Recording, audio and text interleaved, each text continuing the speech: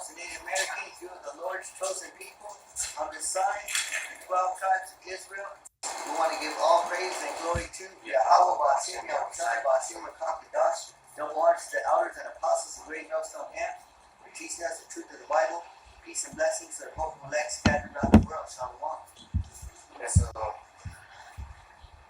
milk, sincere milk, even though we've been in the truth for a little bit, we can't stray away from the milk. So,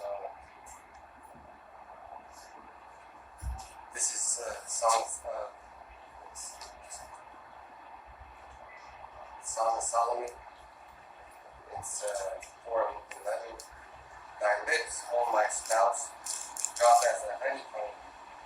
Honey and milk are under thy tongue, and the smell of thy garments is like the smell of Lebanon. So the milk is what a baby needs first.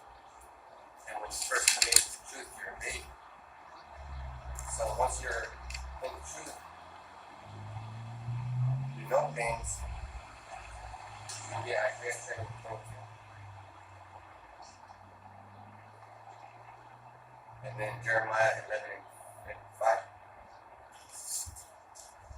So I was thinking about a baby today. I was like, what am I going to say today? Because I was watching the video. I know you guys know. It's one of the brothers from the East Coast. I don't know if he is a brother or not, but he made a mistake on the video on Revelation 18. Yeah, that's my lesson in Japan. See? It's just. He was from the Alabama. Yeah, so Alabama. So that's what we have to do. Work on the milk. And if you know anything about sports, whether you're playing baseball or soccer or basketball, wrestling, boxing, anything, you have to practice the basics. A baby, before he sits up, he has to be able to roll over. And when he rolls over, he starts doing these. To pick up his chest, to get his arms, and then the next thing you know, he's dragging himself around. And then next thing you know, his legs is helping him drag himself around, and his legs get propped up. And then he's crawling, and then he keeps doing that every single day, practicing the basics until he's strong enough to get up and walk. Like you said about the Jake baby, they're able to hold their head like it. And I've seen it too. It's true. We're pretty strong. Like we're pretty strong, what I meant to say. Because it's just a part of the bloodline over here. See all these people on this other side that are confused. This is what you are when you're confused. This is what you are when you found yourself. And then when you find yourself, you gotta start nurturing yourself. So you gotta start drinking milk. And why is milk so important? We're gonna talk about that. It's Isaiah 7:22. And it shall come to pass with the abundance of milk that they shall give, he shall eat butter. For butter and honey shall everyone eat that is left in the land.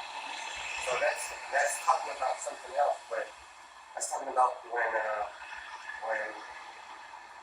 you eat milk, then you make the butter. Because the first thing that you need to make the butter is the milk.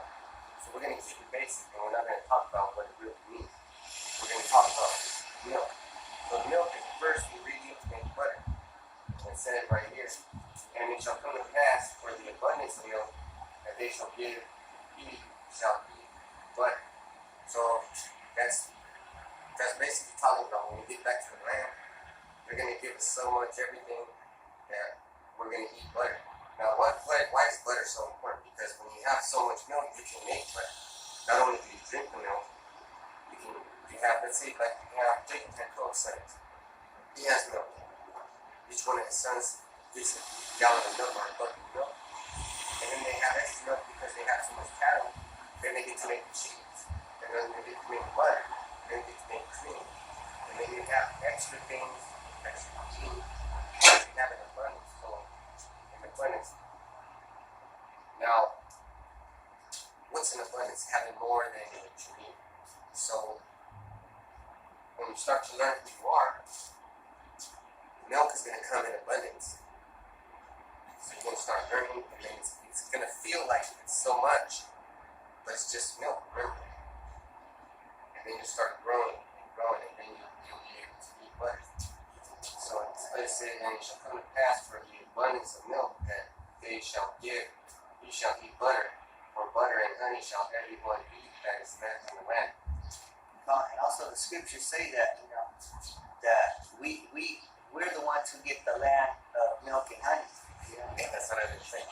So that's when we go back to Israel. But I want to talk about the basics. So let's go to my next.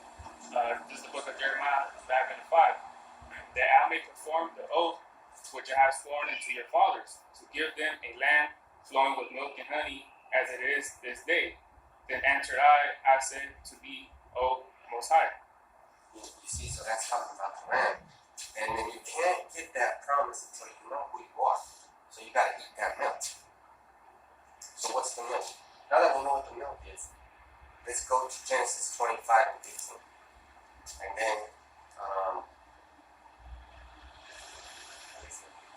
Jeremiah 15 and 2. So let's talk about, now that we know about milk and what milk's going to make for us, so we got to get the milk in order to understand who we are, in order to get that land of milk and honey. Because the land of milk and honey is a prize. 25 and 15. Genesis 25. Before we talked about Rachel having we're going to do basic stuff today. Basic stuff. Because basic stuff is what we need. You can't get all full in your head and be like, this really means that. I got pretty nice. This is the Hebrews 5 and 13. For everyone that uses milk is unskillful in the word of righteousness, for he is a babe. So that's good. See, so that brother did a mistake. He was probably using milk. And then he went off because that's obviously what Apostle Paul was so upset about. He was really mad. He was really mad. And I don't know how many times the apostles make videos on Revelation 18. The whole chapter is Revelation. It says on all the chapters.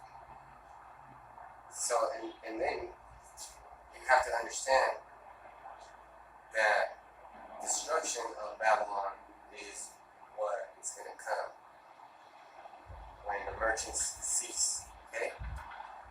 That's not talking about some boats being off the coast. Because there is boats off the coast. And they got cargo. But if you look around, people are still merchandising. I think it was just type in Jacob and Esau. It's Genesis 25 and 22. And the children struggled together within her, and she said, if it be so, why am I thus? And she went to inquire of the Bashima Shai. Okay, so now we're talking about two nations. Because there's two sets of people in this. Now we have enough milk. Now we're going to start eating butter. Because this is milk, but we're turning it into butter. This is milk I ever had. And I want to share it. Because you don't eat toast without butter, right? Yeah. And you know you put jam on top of the butter. That's nice to put honey on it. Oh, man, you put honey on it. That makes it better. Yeah. You're smacking right there. That's delicious, man. So then when you understand about how good honey is, then you're like, oh yeah, hell yeah, this is going to be good for my body. Man, Because it goes down smooth.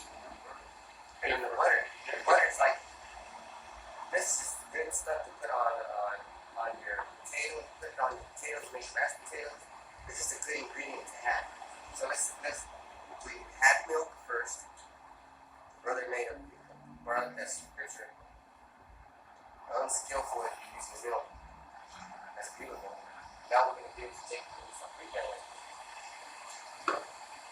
Genesis 25 and 22. And the children struggled together within her, and she said, if it be so, why am I thus? and she went to inquire of Yahweh Bashim Yahushai.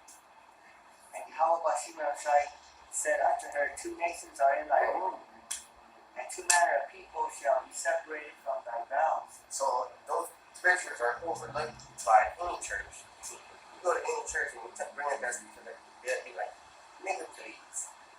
Don't kick you out of the church. Why you bringing that old scriptures? They never bring him out. You know, I never even knew until I came to the truth. Jacob and Esau was. And this is milk. This is butter. This is butter. This is good butter. We're going to set you up with the toast, with butter, and jam. That's just the beginning. Then we're going to have a glass of milk to wash that down. So the glass of milk's already served. Okay? You have to know who you are. Judah, Benjamin, Levi, Simeon, Zebulun, Ephraim, Manasseh, Gad, Reuben, Naphtali, Asher, and Issachar are mentioned in Revelation 7, right? The Lamb's companions, right? The 12,000 from each tribe, 144. And I texted his brother at 441. We were And telling I told him. And I didn't think about it. It was just time. I just got worried and I dropped my phone. Oh, okay. It just happened naturally. I'm not looking for that. And We're his not. brother's been texting me like all day, like 5 times at 144, like literally today. Yeah, that's good. See, so we're in that mood, state of mind. And the state of mind is important because you have to be. You can't be. Okay, we're in 2 worlds. Okay, just like our grandmother is having, great grandmother is having 2 nations in her wombs. We're living 2 lives. We're in the Babylon and we're working, but we also switch up to what we do at camp. But we're like this most of the time because 8 hours of the day you should only be in this kind of mode.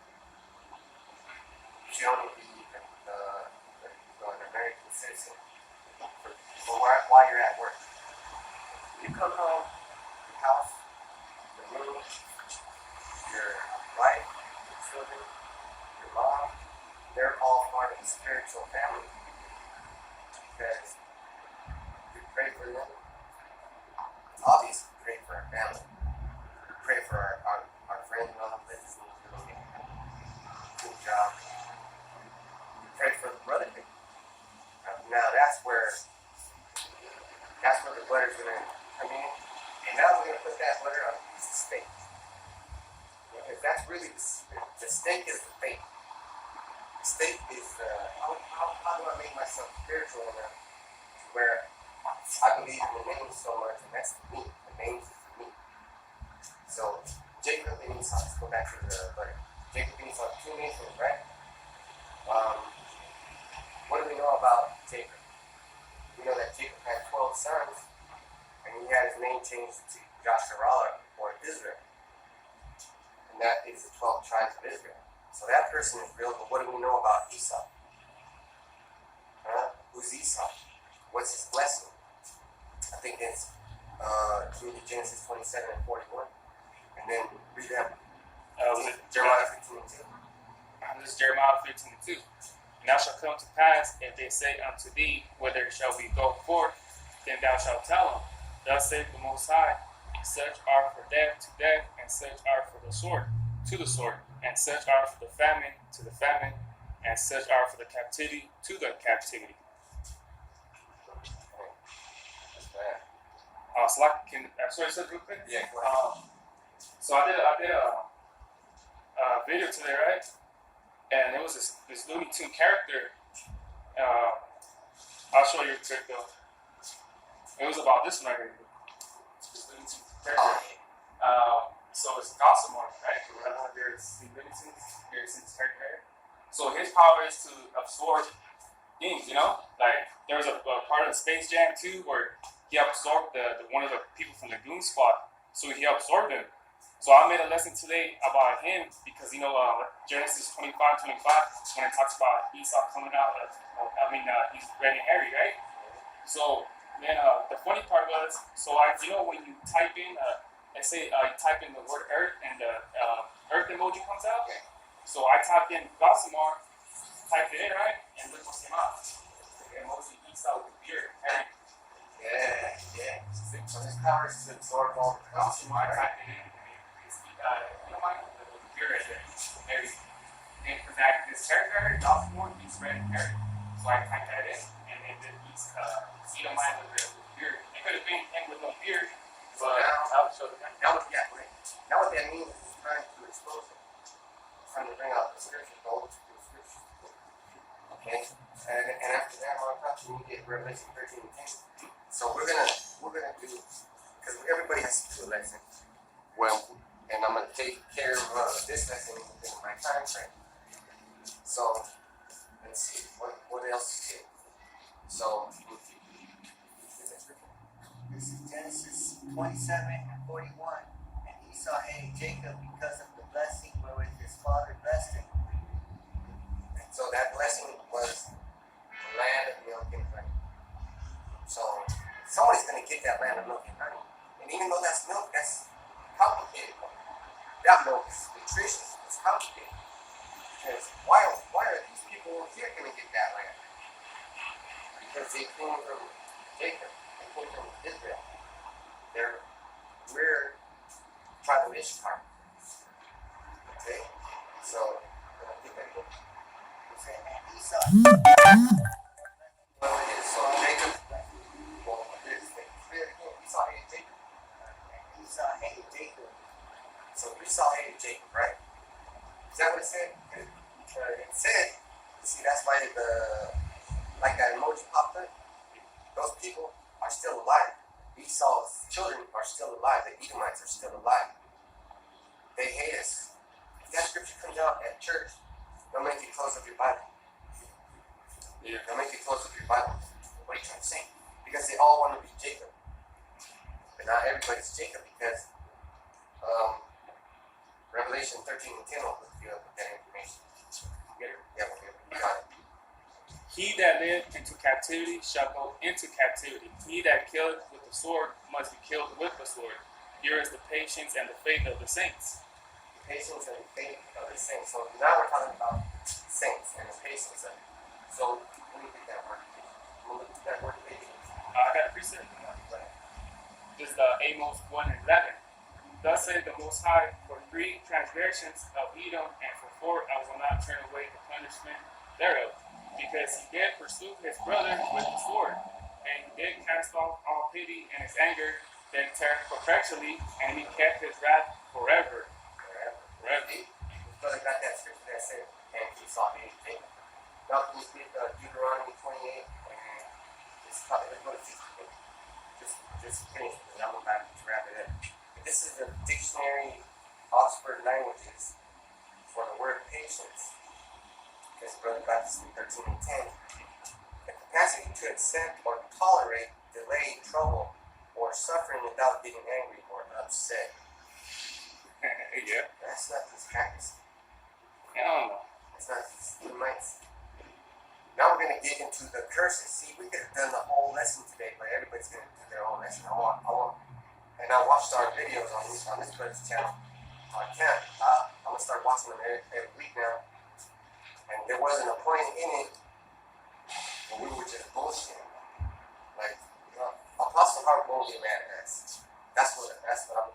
And I think he's gonna like the way we do it because we're structured, and that's gonna be my lesson right now too. Because the structure that we have. Yeah. Let's get to Deuteronomy, and then I will wrap it up. Deuteronomy 28 and 68. And Yahweh shall bring thee into Egypt again with ships, by the way whereof I spake unto thee. Damn, that word Egypt. The word Egypt just flew over everybody's head. You know why? Because that word should be Mitzrayim, which means captivity.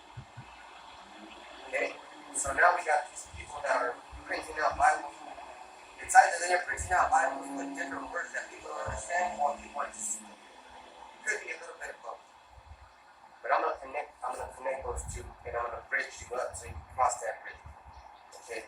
So the Lord's gonna bring us into Egypt again. So this is spiritual Egypt too, because Judah, Benjamin, and Levi, the southern kingdom, were big-time slaves in the East Coast. But the northern kingdom, we were slaves too. We were both slaves. Jake got it bad. Jake got it worse. Because he got brutalized. And what that means is that, let's say for the age of time, everybody that was from the Southern Kingdom got fucking raped, got fucking murdered, got fucking killed. Everybody. So, and everybody from the Northern Kingdom, we got our arms hacked off. We got our balls eaten by dogs. We got our women raped, and the same shit happened to us. We got raped too, but now we have to come back to the realization this happened for a reason. And that's because Esau hated Jacob perpetually. I mean, Esau hated Jacob. Said that. We hate him too, but Esau always hated us, and then he always did these things to us because of his hate. Because he said, you stole my blessing. No, we didn't steal your blessing. Your father Isaac gave it to us. Which Isaac is Yahushua. See? That tells you that in the book of First Matthew. We gotta stay where you gotta stay in your name. So, that was basically my lesson. Even though the scripture says you're unskillful, I just showed pretty good skill using the mill. And all these brothers had the same skill to use the mill. Do you think Michael Jordan just woke up one day and made it anyway? Hell no. He practiced on the backboard 100 times. And then he shot. And because he was in his high school, he got cut from his team. You know what I mean? So I think that pushed him even more. You know what? I'm going to go harder. That's the fighting spirit that Jake has. Oh, yeah, shit, I'll go harder. Yeah. So now you have to go harder. Now you know who you are. That milk tastes good, isn't it? But it's going to kill you if you don't fucking do nothing with it. So that was my lesson. And y'all was standing behind the camera and that. Yeah, that was a good lesson because the next lesson I want to speak upon is study. Study. Oh. So yeah, today's lesson I want to speak upon is study. How this brother talked about the other brother from GMS Alabama, how he put Revelation 18 to what's going on right now. But because me, like I said, I'm a new brother too. I've been in the truth for like a year or so. And I even knew, like, what's this brother talking about? Because how is it that Revelation 18 is happening now, but Revelation 13 and 16 hasn't happened yet? So I already knew too, like, what's going on here, So I understand why Apostle Tahar got real mad about it. Because what that also showed too? Because Apostle Tahar said that was lack of leadership. Apostle Tahar didn't say that. I think I blame the camp leader for that. Because he should have been on it. Because Apostle Tahar said it shouldn't even came to us apostles. They should have been handled within them. You see? So yeah, my lesson today is about study though, and that's beautiful because it matches with the brother's lesson too. So can you hold Hebrews 5:12? And can you hold 2 Timothy 2:15? Yeah, because when you come into this truth, like I'm just gonna give an example. When I came into this truth, the brother told me right here, make the video. So he actually taught me how to do the app load. Remember, he taught me the app load, and he taught me how to use the app too. So then the first video that I did, it was supposed to be a practice video that I was gonna send to his brother, but I couldn't. But through the spirit, I was like, you know what? I'm just gonna keep doing it because I have lessons planned out already. So I started doing it. So therefore, ever since that first video that I did, I think it was called "Don't Be Fully," I just kept going to right now. So it's all structured, and you have to make the videos because it's like this. If you don't know videos, how is brother supposed to invite you to the camp or put it in the camp? So therefore, I had to show that I was worthy enough to even be in camp or be, in camp in order for me to do this type of, in order for me to be out here. So I had to make those videos. It was mandatory, And I just want to say this about that. And it wasn't mandatory because we said it. It was mandatory because you felt in the spirit that Yahushua wanted you to do it. Yeah. He's like, nigga, you better do that shit. Yeah, because brother one time said, you got so much, it's like, what is that, champagne shake up in the port? You just got some knowledge. Too much pressure. Just pop. You gotta release it, You don't want to be stagnant. Because stagnant, it means death. And we already learned from somebody's death about that. Yeah. So,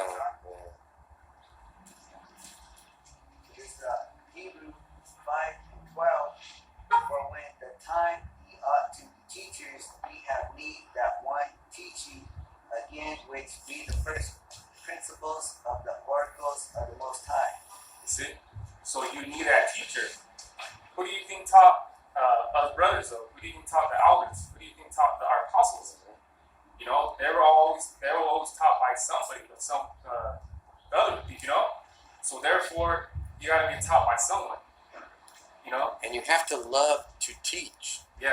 You have to love to learn. Yeah. And then that'll make you a good teacher. Yeah, because that's the only way. Because first, at me in the beginning, I was kind of like nervous, like, am I even working to do the work? But through the spirit, something told me, like brother said, and I just kept going with it, But just know that no matter what, like, also I want to speak upon the. I'm laughing because there's this thing on the thing, and it has somebody holding the earth, and we're holding the earth right now. Oh, God.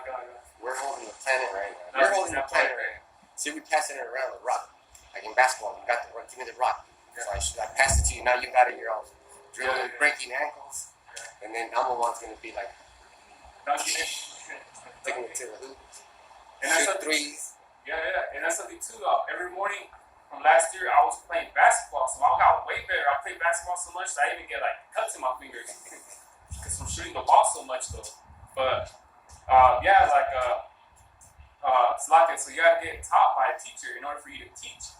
You can't just watch two of the brothers' videos and be like, you know what, I'm gonna go do camp. Like it doesn't work like that. You gotta be in it for not to learn. You gotta know the story, you gotta know the parables, you gotta know everything. So therefore, this brother taught me in the sit downs. He taught me everything. So anytime I had a question, I would ask you like, okay, what is this one is, And he taught me, he edified me. He taught me, but he edified me. So therefore, for you to get edified, you got to know how to, teach though. So it comes from structure.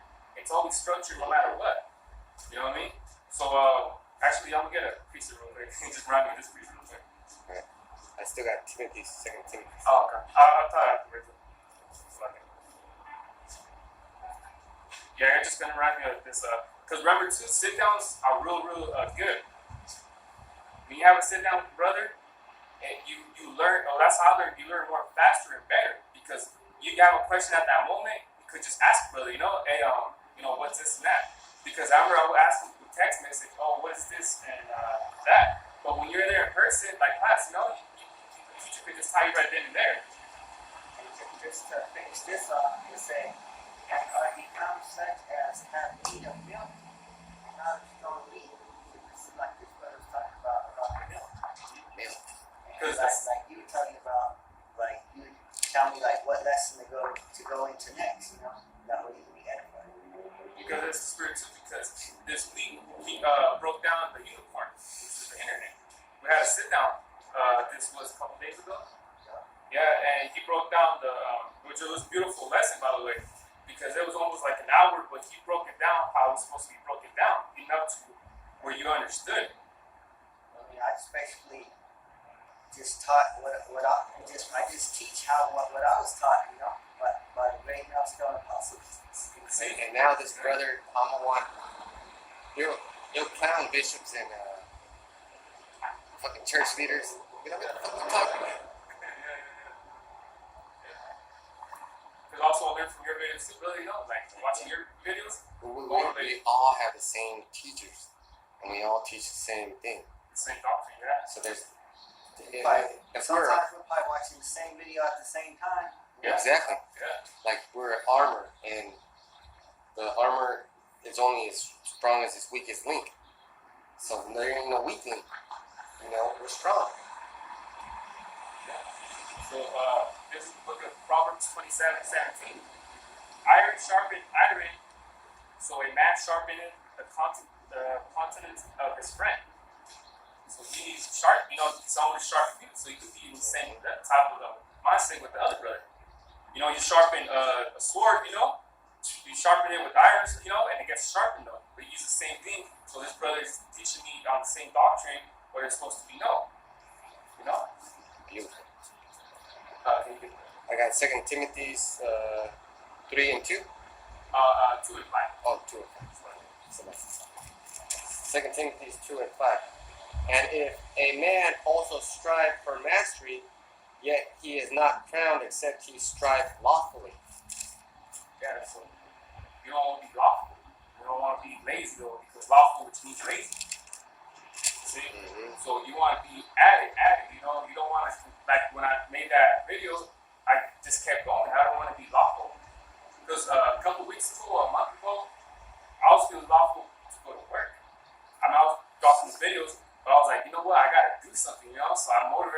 to AIT, I keep going to work though, because I was feeling lawfulness. Because you feel that way, you start feeling comfortable. Then you start, like, once you're comfortable, you don't want to do anything, right? You're just comfortable in your own zone. You know what I'm saying? So, I got this piece for you. back up. 2 Timothy 3:2.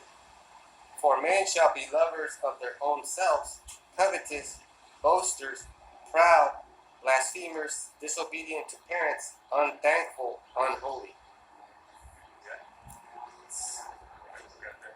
That was that guy making that video about Revelation 18. Yeah. So that's what you gotta get taught by someone, in order for you to even teach. So like the one I read about Proverbs, you gotta see that's the edification from one brother to another brother, You gotta get the edification though. And then afterwards, like once you get that edification, you can't just be one of those Israelites. Yeah, I know I'm an Israelite, but just keep it that way. Wearing fringes on your shirt, Yeah. drink Bud Lights, and Yeah, there's that video about that guy that looked like he was drinking on lean, and they're all wearing shorts. I don't know if you saw that video. yeah, that's funny. Yeah, he looked drunk. The leader of that camp, he looked drunk. He was drinking on lean. Like, I don't know if you know what lean is. Yeah, nicotine. Yeah, mixed with Sprite. Yeah. So I looked like he was drinking that because he was kind of stumbling with his words. What a clown. Yeah, and then all the ones, like 3-4 of them brothers, had like shorts on. See, those guys are going to be, how the scripture says that some of you will die, or some of you will get sent to prison. Those are the guys. Let them do that. Because those are the guys that are going to do that. Okay? Those are the guys that are going to, when we read those scriptures, don't be like, oh, that's going to be me. No, that's going to be them. Yeah. It's going to be them. Because they deserve it. Yeah, so the shit like that. It's shit like that. I think one of the apostles brothers said that the brother from LA, he was saying I think he seen even like a KFC bucket or something. Like they were like eating or something though, like comfortable. See, but that's the comfort. Man.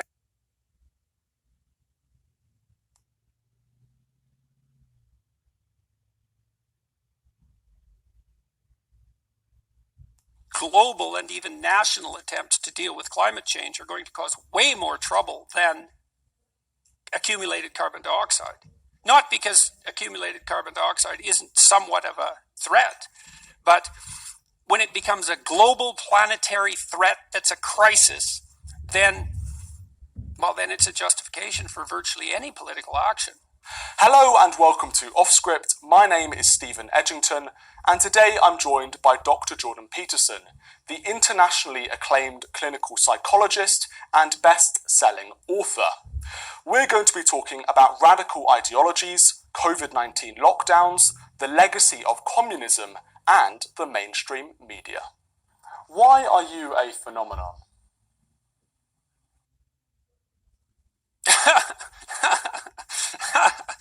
Oh God, that's a really good question. I don't really know how to answer that. I guess it's a puzzlement to me. I mean, some of it is chance and situation, but some of it isn't. And I mean, I emerged into broad public consciousness as a consequence of getting caught up in a political battle. And although I wasn't particularly political before that, and I didn't really think of what I was doing as a political move. And I think it happened, when it happened, and that was the free speech issue with Bill C-16 in Canada, where I was objecting to my federal government's insistence that they had the right to tell me what words I had to use. And I didn't think that they did have that right. And that was a hot political topic. And so that became very, very notorious, let's say. But at the same time, in the background, I had been building a presence on the web. I had 100 hours or so of lectures uploaded already at that point because I was playing with YouTube. And I had also worked with a television station in Ontario. They'd filmed some of my classes, which was not a standard thing to have done. And I think what happened was that people came to see what I was up to on YouTube because of the political controversy, but they stayed because of the content. And then shortly after that, I had a book published. And so it was like a perfect storm in some sense. But the fact that I had already uploaded a tremendous amount of content to YouTube was the reason that I wasn't just around for 15 minutes during the political controversy. And then the next thing that happened was a series of interviews that became rather infamous or famous, depending on how you look at it. And they also had a strange political element that caught the public's imagination. That was particularly true of the interview I did with Cathy Newman, because it was so preposterous. The whole phenomenon, to use the word you used, was so preposterous. The interview was so absurd. It was so palpably ridiculous that, well, it couldn't be believed. It was surreal. And then since then, my whole life has just been one surreal event after another since then. So that's as good an account as I could give for it. I mean, my lectures at Harvard and the University of Toronto were extremely popular with students. I mean, the reason that my Maps of Meaning course was turned into a 13-part series by this small Ontario television station, TV Ontario, was because the typical student comment on the post-course evaluations was, and I'm not making this up, this was 95% of the student comments over a 20-year period were the same. All the students said, this course changed the way I looked at absolutely everything. And so that was lurking in the background, and that's definitely part of what's driving this continued notoriety, let's say, or fame, popularity. I'm not sure how to characterize it. It's not just the political, though, is it? It's also a personal thing for many people, and you've helped with your book and through your lectures millions of people around the world. I'm sure you've seen letters and things like that from, the most amazing, most inspirational story, right? Well, it's only political, I would say, in some sense, because what constitutes the political has become far too broad a category in our society. And so I'm speaking to individuals. When I started working on my first book on Maps of Meaning, I was trying to solve a problem. And the problem was, it was the problem of the Auschwitz Guard, I suppose. How could you be like that? And the problem I was addressing was, how could I be like that? And then understanding that, let's say, then what could be done about it so it was less likely to occur? And my conclusion from that was, well, it was a conclusion that was mostly psychological and aimed at the individuals.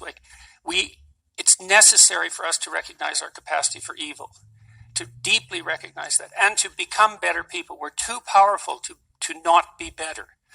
And that's political in some sense in our climate, because the discussion about the proper level of analysis for political conversation, for public conversation, has become political. Should it be the group? Should it be the individual? Well, I think, as far as I'm concerned about the individual, and for people who are politicizing based on group identity, that's a political statement. But I don't think it is, because the political isn't everything. So I don't think it's a political statement. It's deeper than a political statement. And look, you asked me a question. You asked me why I'm so well known, I suppose, or popular. I don't know what word to use. Why do you think it is? I mean, you wanted to interview me. What the hell do you think's going on? Well, listen, I've got I don't like to use kind of personal experience in an argument, but I think it's interesting. I've read your books, and I've found you so interesting as a sort of young white man, that sort of cliche thing. And I think that you just speak to so many people these days who feel nihilistic,